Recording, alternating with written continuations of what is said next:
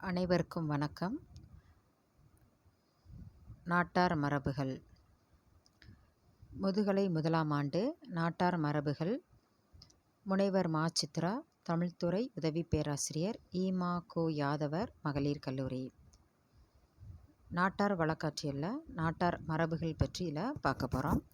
நாட்டார் வழக்காட்சியல், நாட்டாரியல் அல்லது நாட்டுப்புறவியல் என்பது நாட்டார் மக்களுடைய பழக்க வழக்கங்கள், பண்பாடு, நம்பிக்கைகள், இலக்கியங்கள், கதைகள், பழமொழிகள், வாய்மொழி வரலாறு, விடுகதைகள், வாய்மொழி பாடல்கள், கலைகள், சடங்குகள் போன்றவற்றை சேகரித்து வகைப்படுத்தி தொகுத்து ஆராய்ந்து அவற்றை ஆவணப்படுத்தும் துறையாகும். நாட்டார் வழக்காட்சியல் வாய்மொழி இலக்கியம், பொருள்சார் பண்பாடு, நாட்டார் நிகழ்த்துக்கலைகள், நாட்டார் சமயம், சடங்கு மற்றும் நம்பிக்கைகள் என 4 வகைப்படும். இத்தகைய வழக்குகள் பற்றி நாட்டார் வழக்காட்சியல் அறிவியல் முறைப்படி ஆய்வு செய்கின்றது. 1846ஆம் ஆண்டிலேயே நாட்டார் வழக்காட்சியல் பற்றி தற்கால கருத்தமைவில் முறையான ஆய்வுகள் தொடங்கின. வில்லியம் ஜான் தாமஸ் என்பவரே இத்துறையில் நாட்டார் கதைகளில் இயற்கையில் காணப்படாத புனைவு உயிர்களும் பேய்களும் மிகுதியாக உள்ளன அப்படின்றத சொல்லியிருக்காரு. நாட்டார் வழக்காட்சியலில் இன்றைய ஆய்வுகள் பெரிதும் விரிவடைந்து நாட்டார் வழக்காட்சியல் பண்பாட்டோடு தொடர்புடைய பல்வேறு அம்சங்களையும் உள்ளடக்குவதாக வளர்ந்துள்ளது. மக்களுடைய பல்வேறு அறிவுத் துறைகளும் கூட இன்று ஆய்வுக்கு உட்படுத்தப்படுகின்றன. நாட்டார் மருத்துவம், நாட்டார் கட்டடக்கலை போன்றனவும் இவற்றுள் அடக்கம். நாட்டுப்புற கதைகள். நாட்டுப்புற கதைகள் அப்படின்னு பார்த்தோம்னா, மொழிபு அல்லது கதை என்பது புனைவு வகை உரைநடை இலக்கியமாகும். பெரும்பாலும் ஒரு மைய கருவினை அல்லது நிகழ்ச்சியின் அனுபவத்தை விவரிக்கும் இலக்கிய வகையாகும். திரைப்படவியலும் கதை, திரைக்கதை என கதை இருவகைப்படுத்தப்பட்டுள்ளது. தூங்க வைப்பதற்காக சிறிய குழந்தைகளுக்கு பாட்டிக்கதை, நீதிக்கதை போன்றவற்றை சொல்வது தமிழகத்தில் இன்றும் வழக்கத்தில் உள்ளது. இக்கதை பெரும்பாலும் உண்மைச் சம்பவங்களை அடிப்படையாக கொண்டும் நகைச்சுவை, பண்பாடு, கலாச்சாரம் போன்றவற்றையும் பண்டைய கால பழக்க வழக்கம், பழமொழி, தத்துவங்கள் போன்றவற்றையும் உள்ளடக்கியனவாக இருக்கும். எடுத்துக்காட்டு: ஷூபிக் கதை, அரிச்சந்திரன் கதை உள்ளிட்டவை சிறுகதை, தொடர்கதை என்பவை கதையின் வடிவங்களாகும். கதையின் வகைகள் அப்படின்னு பார்த்தோம்னா, தேவ கதைகள், மூடக்கதைகள், எத்திவாளி கதைகள், வாய்ப்பாட்டு கதைகள், சங்கிலி தொடர் கதைகள், திரட்டுக் கதைகள், சிட்டில் கதைகள், சாஸ்தா கதைகள், காத்தவராயன் கதைகள், மதுரை வீரன் கதைகள் அப்படின்ட்டு கதைகளின் வகைகளை இங்கே பார்க்க முடியுது. கதைகளின் வகைகளில் தேவதை கதைகள் அப்படின்னு பார்த்தோம்னா, ஒரு கதை தலைவன், ஒரு வீரன் அல்லது தலைவி வரிசையாக என்ன செய்யப்படுறானா, அடுக்கடுக்காக பல சோதனைகளுக்கும் தொல்லைகளுக்கும் துன்பங்களுக்கும் உட்படுத்தப்படும் போது பல விந்தையான உயிர்களையும் நிகழ்வுகளையும் சம்பவங்களையும் எதிர்கொண்டு இறுதியில் என்னதான் பகட்ட ஆரவாரத்தோடும் சீரோடும் சிறப்போடும் ஒரு இளவரசியையோ இளவரசனையோ மணந்து கொள்வது பற்றிய ஒரு வகை கதைகளை தான் என்னன்னு சொல்கிறோம், தேவதை கதைகள் என்று நம்ம பார்க்க முடியுது. அடுத்து மூடக்கதைகள் அப்படின்னு பார்த்தோம்னா, வேடிக்கை கதைகள் என்ற கதையாடல் வழக்காற்று வகைமைக்குள் மூடக்கதைகள் ஒரு வகையாகும். அறிவிலிகளாகவும் பேதைகளாகவும் முட்டாள்களாகவும் அப்பாவிகளாகவும் அமையும் கதாபாத்திரங்களை கொண்ட கதைகள் மூடக்கதைகள் என்று அழைக்கப்படுகின்றன. எத்துவாளி கதைகள் அப்படின்னு பார்த்தோம்னா, எத்துவாளி கதைகளில் வரும் பாத்திரங்கள் எப்படிப்பட்ட பாத்திரங்களாக இருப்பாங்க அப்படின்னு பார்க்க முடியுது. அண்ட புழுகர்களாகவும் ஆகாச புழுகர்களாகவும் அமைவர். அதாவது அண்ட புழுகன் என்ன சொல்கிறான்னா, தம்பியை எறும்பு இழுத்து போகிறது என்று கயிறு திரிப்பவர்களாக இருப்பர். தகிடுத்தத்தம் செய்து பிழைத்து திரிவர். ஒழுக்க கேடிகளாகவும் வரன்முறை அற்றவர்களாகவும் அமைந்து எத்தி பிழைப்பர். இவர்கள் துணிச்சல்காரராகவும் வெட்கம் இல்லாதவராகவும் துடுக்குத்தன்மை மிக்கவராகவும் அடங்கா பிடாரிகளாகவும் இருமாப்பு கொண்டவராகவும் சமூகத்தின் கட்டளைகளை மீறி மனப்போக்கான போக்கில் நடப்போராகவும் காணப்படுவர். எத்துவாளி கதைகளில் வரும் பாத்திரங்கள் விலங்குகளாகவும் ஆடவராகவும் பெண்டீராகவும் இருக்கலாம் அப்படின்ற கதையில் இந்த எப்படிப்பட்ட கதைகள் தான் எதுன்றாங்க எத்துவாளி கதைகள் அப்படின்றத இங்கே சொல்கிறாங்க. வாய்ப்பாட்டு கதைகள் அப்படின்னு பார்த்தோம்னா குறிப்பிட்டதொரு மரபு தோரணியை பின்பற்றி அமையும் கதைகளே வாய்ப்பாட்டு கதைகள் அப்படின்றாங்க. அந்த தோரணிக்கு கதை பின்னல் அவ்வளவு முக்கியமற்றதாக அமையும், துணை நிலையானதாக அமையும். இத்தகைய கதைகளை வாய்ப்பாட்டு கதைகள் என்பர். திரட்டுக்கதைகள், சிக்க வைக்கும் கதை, முடிவற்ற கதைகள், சுற்றி வளைத்த கதைகள், முடிவில்லா கதைகள் போன்றவற்றை எதனால் அடக்குறாங்க? வாய்ப்பாட்டு கதைக்குள்ள அடங்கும்.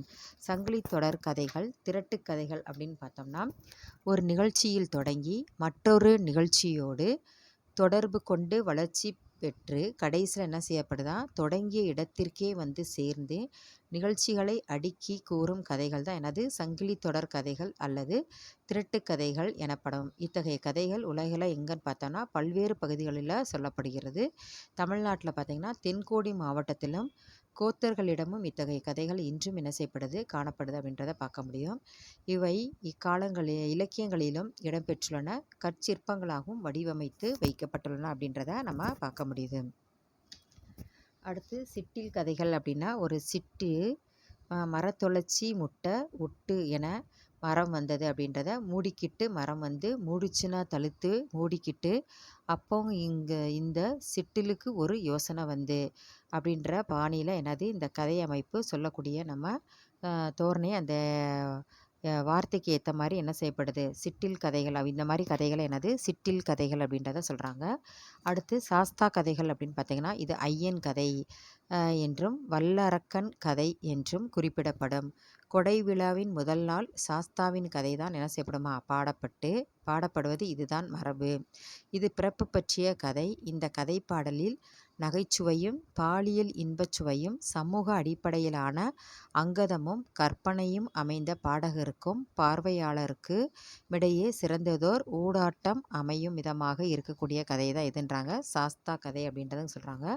காத்தவராயன் கதை அப்படின்னு பார்த்தோம்னா காத்துவராயன் கதை என்றும் காத்தவராயன் கதைப்பாடல் என்றும் இரு வடிவங்கள் அச்சில் வெளிவந்திருக்கு அப்படின்னு பார்க்க முடியுது. தமிழகத்தில் இன்றளவுக்கும் வாய்மொழி வழக்கில் உள்ளதா என்பது தெரியலை. ஆனால் திருச்சியில் பார்த்திங்கன்னா அதனை சுற்றியுள்ள ஊர்களிலும் கழுவேற்ற பாரிவேட்டை என்ற விழா பங்குனி பௌர்ணமி நாளில் நடைபெறுகிறது. இவ்விழாவில் ஒரு கதையை பாடி ஆடுகிறார்கள். அக்கதையை தான் எதுன்றாங்க காத்தவராயன் கதைப்பாடல் அப்படின்றத இங்கே வந்து சொல்கிறாங்க.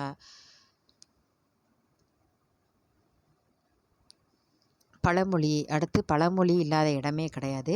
பழமொழி அப்படின்னு பார்த்தோம்னா பழமொழிகள் ஒரு சமுதாயத்தின் பழமையான சிந்தனையையும் அறிவு சொத்தும் நீண்ட காலமாக புழக்கத்தில் இருந்து வரும் அனுபவ குறிப்புகளும் ஆகும். பழமொழிகள் அச்சமுதாயத்தினரின் அனுபவ முதிர்ச்சியையும் அறிவு கூர்மையையும் எடுத்து விளங்குவதாக அமைகின்றன.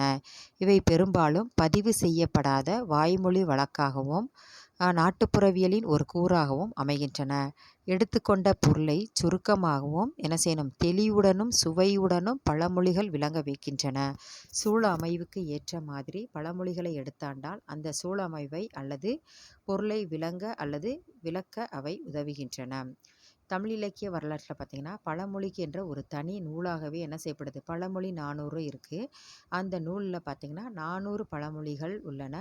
தமிழின் பண்டைய இலக்கண நூலான தொல்காப்பியத்தில் பொருளதிகாரத்தில் 479வது அதிகார பாட்டில் பார்த்திங்கன்னா நூற்பாவில் பார்த்திங்கன்னா பழமொழிகள் பற்றிய வரைமுறையாக ஏதேனும் ஒரு சமூக சூழலில் ஒரு குறிப்பிட்ட கருத்தை உணர்த்துவதற்கு துணையாக வரக்கூடிய அல்லது பயன்படுத்தக்கூடிய ஆழ்ந்த அறிவினை சுருக்கமாகவும் தெளிவாகவும் எளிமையாகவும் கூறும் பழமையான மொழிதானது பழமொழி எனலாம் என்று விளக்குகிறது. பழமொழிகள் பொய்ப்பதில்லை என்று எது சொல்லுது? அகநானூறு அகத்தில் 101வது பாட்டு நமக்கு குறிப்பிடுகிறது. பழமொழிகளின் இயல்புகள் அப்படின்னு பார்த்தோம்னா எப்படி இருக்கணும் அப்படின்னு சொல்கிறாங்கன்னா பழமொழி ஒரே மூச்சில் சொல்லக்கூடியதாக இருக்கணும். சரியா? அடுத்து சுருக்கம் அதன் மூலம் பண்பாகும். சுருக்கம் தான் அதன் மூலம் பண்பாகும். காரசாரமாக கூர்மையுடன் திகழ வேண்டும். அடுத்து பழமொழி அது வழங்கும் இயற்கை சூழலை பொறுத்து என்ன செய்யணும் அதுதான் பொறுத்ததே பழமொழியாகும். வாழ்க்கை அனுபவத்திலிருந்து சிக்கலை தீர்க்க உதவுதான் என்னது பழமொழி அப்படின்றத இங்கே வந்து சொல்கிறாங்க. பார்த்தோம்னா, ஊரான் பிள்ளையை ஊட்டி வளர்த்தால் தன் பிள்ளை தானே வளரும். பொருள் பார்த்தீங்கன்னா, மற்றவர்கள் பிள்ளையை ஊட்டி வளர்த்தால் உன் குழந்தை தானே வளர்ந்துவிடும். உண்மையான பொருள் இதுக்கு என்னன்னு பார்த்தோம்னா, ஊரான் வீட்டு பிள்ளை அப்படின்றது யாரு? பிள்ளையாகி உன் கர்ப்பிணி மனைவியை பாசத்தோடு ஊட்டி வளர்த்தால் அவள் வயிற்றில் இருக்கும் உன் குழந்தையும் என்ன செய்யுமா? ஆரோக்கியமாக தானே வளரும் என்பது உண்மையான பொருள். 1000 பேரை கொன்றவன் அரை வைத்தியன் ஆவான். பொருள் பார்த்தேன்னா, 1000 மக்களை நோயாளிகளை கொன்றவன் பாதி வைத்தியன். உண்மையான பொருள் 1000 பேரை கொண்டவன் அரை வைத்தியன் ஆவான். நோயை போக்க என்ன செய்கிறாங்களாம்? 1000 பேரை கொண்டு மருந்து கொடுப்பவன் அரை வைத்தியன் ஆவான். களவும் கற்றுமற அப்படின்றது பொருள். தீய பழக்கமான களவு திருட்டை நம்ம என்ன செய்யணுமா? நாம் கற்றுக்கொண்ட விதத்தில் என்ன செய்யணுமா? மறந்து விட வேண்டும் அப்படின்றத சொல்கிறாங்க. உண்மையான பொருள் இதுக்குன்னு பார்த்தோம்னா, களவும் கற்றுமற, களவு திருடுதல், கத்து அப்படின்னா கற்றுக்கிட்டு பொய் சொல்லுதல், தீய பழக்கமான திருடுதல், பொய் சொல்லுதல் இவற்றை ஒருவன் தன் வாழ்நாளில் என்ன செய்யணும்? மறந்து ஒழுக்கமாக இருக்கணும் அப்படின்றத இந்த பழமொழி மூலமாக நம்ம அறிய முடிகிறது. அடுத்து விடுகதைகள் அப்படின்னு பார்த்தோம்னா, ஓரிரு வரிகளில் ஒரு பொருளை மறைப்பொருளாக நேரடியாக விவரிக்காமல் விவரித்து தொடுக்கப்படும் ஒரு புதிரை என்ன செய்கிறாங்க? விடுகதை ஆகும். இதை நொடி என்றும் பழந்தமிழில் பிசி என்றும் கூறலாம்.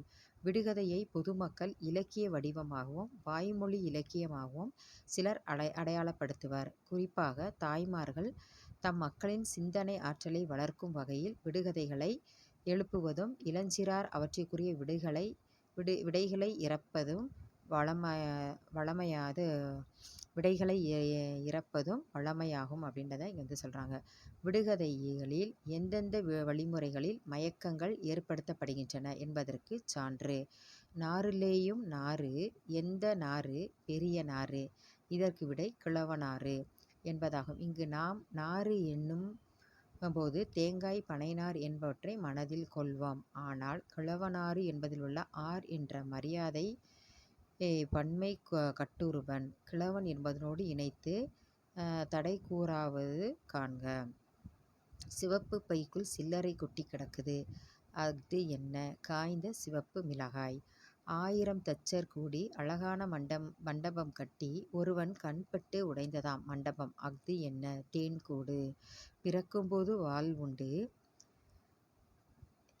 இறக்கும்போது வால் இல்லை. அஃது என்ன? தவளை.